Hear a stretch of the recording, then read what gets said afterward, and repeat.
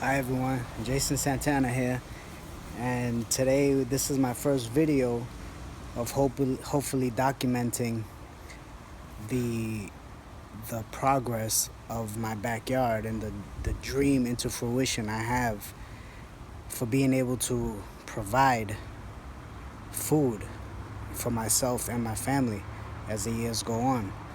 So many situations here in Florida, the common trait is we have very limited space.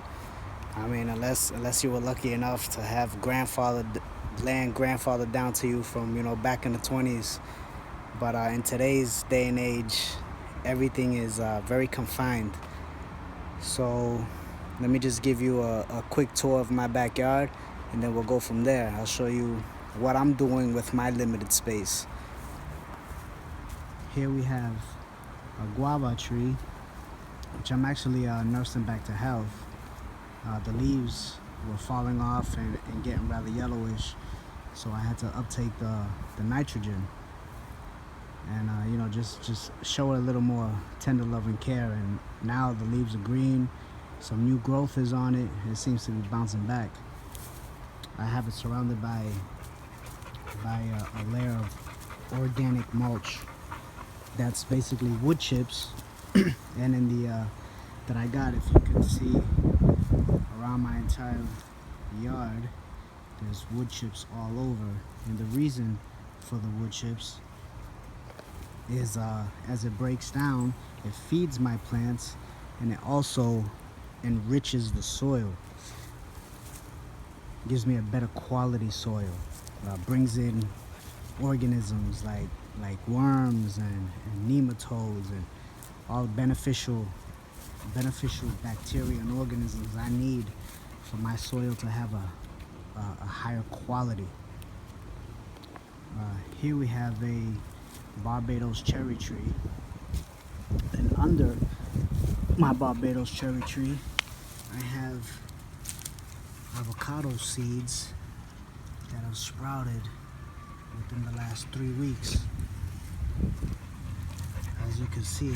And these come from Puerto Rico. And on that note, me being Puerto Rican, I just want to give a shout out to everybody in Puerto Rico. I know you probably aren't going to be able to see this. It's hard. I can't really communicate with my family back there. But as soon as I'm able, I will be there, and I'm gonna try to help as best way I can. Till then, stay up. I love you guys, and we'll see you soon. From the Barbados cherry, I come over here, and I'm attempting to grow dragon fruit from cuttings. Now, dragon fruit is very new to me. I first tasted it less than a month ago. My uncle bought a home up in Port St. Lucie. And by the way, I am in Boynton Beach, Florida, South Florida. So I'm just hoping. Basically, I get a lot of questions because I post, prior to this video, I post my progress on Facebook and Instagram and stuff like that.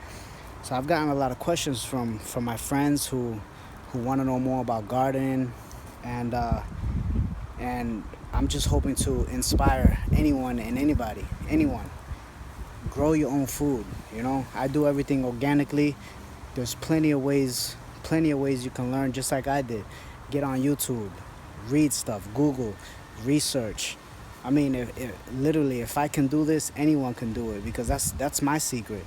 I just get on YouTube, I get on Google, I type in keywords, boom, anything that pops up, I'm reading, and then I apply. So back to the fruit. Yeah, dragon fruit, man. This is extremely new to me, and my uncle has a plant up at his property up in Port St. Lucie, and I'll tell you, it has some nice fruit growing on it. He told me to try it. I was a little skeptical at first, and I'm glad I tried it, because dragon fruit are absolutely delicious.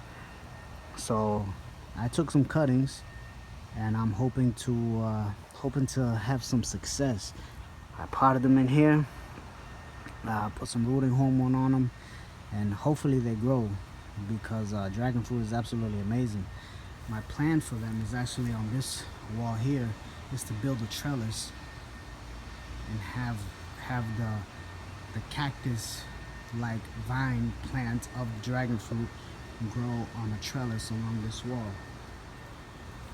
So from here, let me show you a banana that I was extremely interested in, and that was the red dwarf banana tree. Again, with the limited space that I do have, dwarf is the way to go.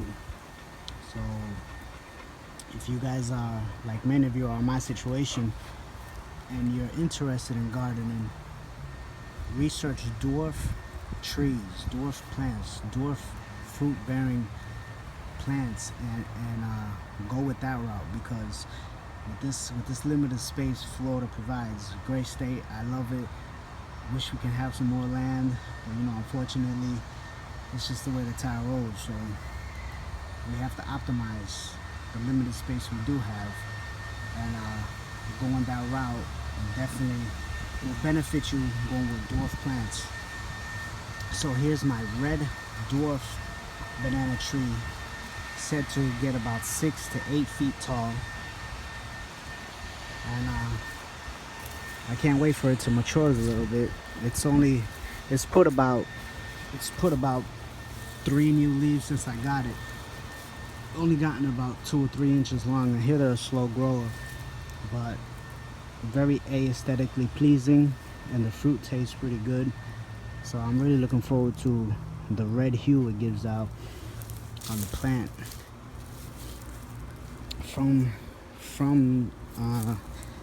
Speaking of the banana trees, I have to give a shout out to Going Bananas down in Homestead, Miami area. That's where I bought my first 3 banana trees, and Going Bananas is absolutely amazing. It's a huge banana tree nursery, and anyone interested in banana trees or banana plants, because they're not really trees, more like grass actually, but anyone interested in getting bananas here in the South Florida area, definitely Google Going Bananas down in the Miami Homestead area.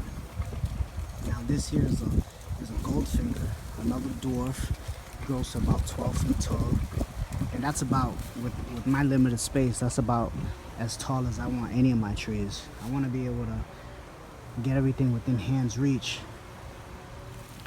Back to this one. This is a Namwa, which are Chiquita bananas, like the ones you buy, at your local grocery stores.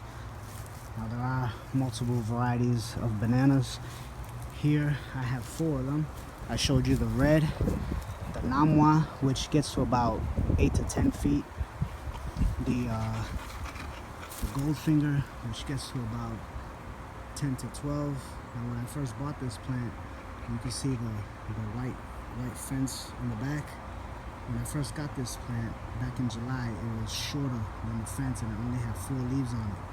So from July, now we're in October, just 5 months growth, and it's already growing like 2 feet.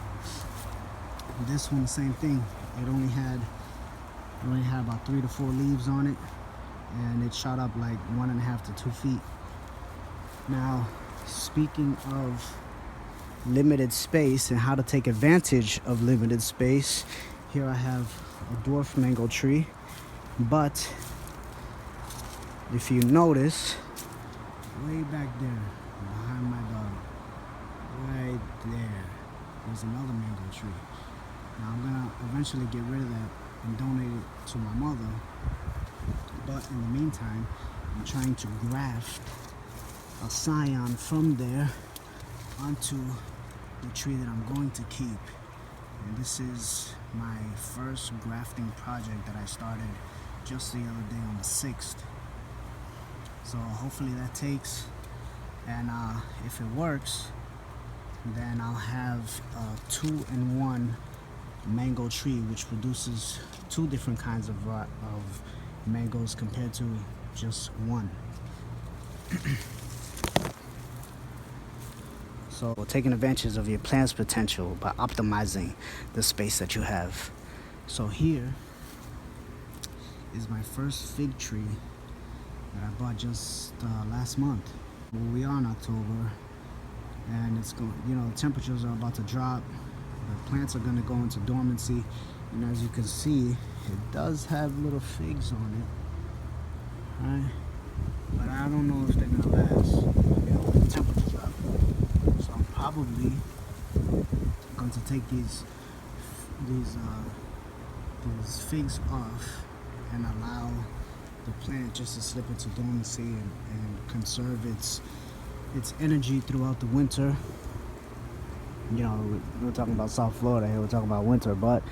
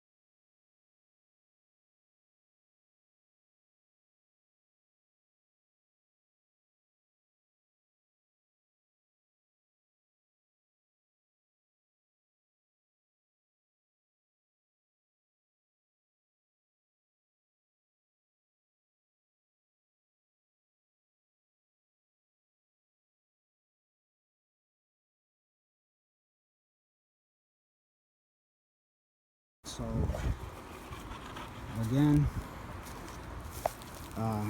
like I was saying earlier, if I could do it, so it's a little hot out here, it's Florida, but if I can do it, anybody can do it. So I want to thank you guys for watching. Man, grow your own, grow your own. I hope to inspire anybody, anyone and everyone. If you have the opportunity, grow your own food. It's not only, you're not only benefiting from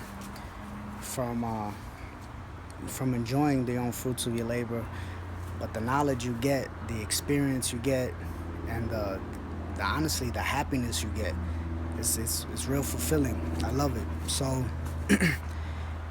guys, ladies and gentlemen, this concludes my video. Thank you guys for watching. But you guys have a great day. Thank you. Enjoy. Bye.